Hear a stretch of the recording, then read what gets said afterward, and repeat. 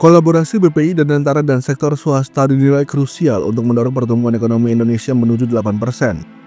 Direktur Eksekutif Asosiasi Emiten Indonesia, Gilman Pradana menyebut, pertumbuhan ekonomi sejak kuartal kedua 2024 penuh dinamika. Namun, target pertumbuhan 8% tetap mungkin dicapai dengan kesinambungan kuat dalam ekosistem dunia usaha.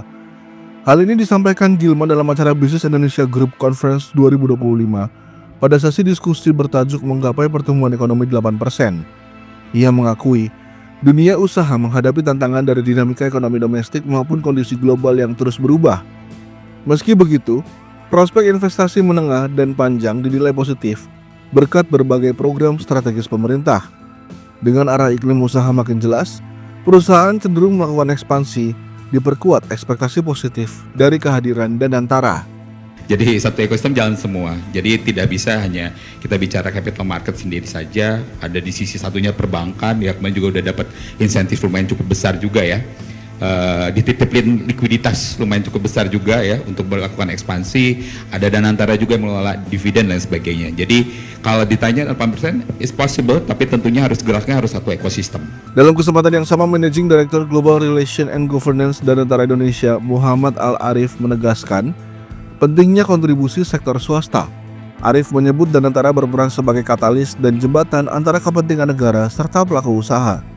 Ia menekankan upaya mencari struktur kemitraan yang lebih baik agar kedua pihak memperoleh manfaat seimbang. Kita nih ingin menjembatani sebenarnya kepentingan sektor swasta dan negara at the same time, termasuk investor global ya, untuk mencari struktur kemitraan yang lebih baik gitu dalam mendukung growth di sini.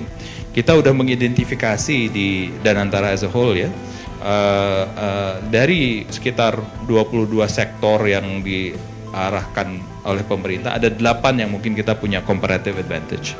Ketua Kadin Indonesia Anindya Bakri menilai Danantara membawa angin segar bagi para pelaku usaha berskala besar atau menengah atas. Namun, Anindya menyoroti sandungan bagi pelaku usaha mikro, yakni tidak berkembangnya sektor ini alias mandek dalam kelas yang sama. Hal ini dikhawatirkan bisa menghambat langkah RI untuk menjadi negara berpendapatan tinggi. Bahwa kita semuanya tuh pretty much on the right track untuk bisa keluar dari middle income trap. Selama bisa growing ya 5,5% kurang lebih seperti sekarang. Cuma bedanya kalau 5,5% itu kira-kira 20 tahun, tapi kalau 8% 10 tahun. Other than that, we're on the right track. Tapi ada satu yang bisa derail ini semua. Kita punya micro corporations di bawahnya UMKM nih. Itu nggak naik kelas. Kedepan memasuki 2026, kesinambungan antara pemangku kepentingan menjadi kunci menjawab berbagai tantangan ekonomi nasional. Sinergi yang terjaga akan membuka jalan menuju target pertumbuhan ekonomi 8% secara berkelanjutan.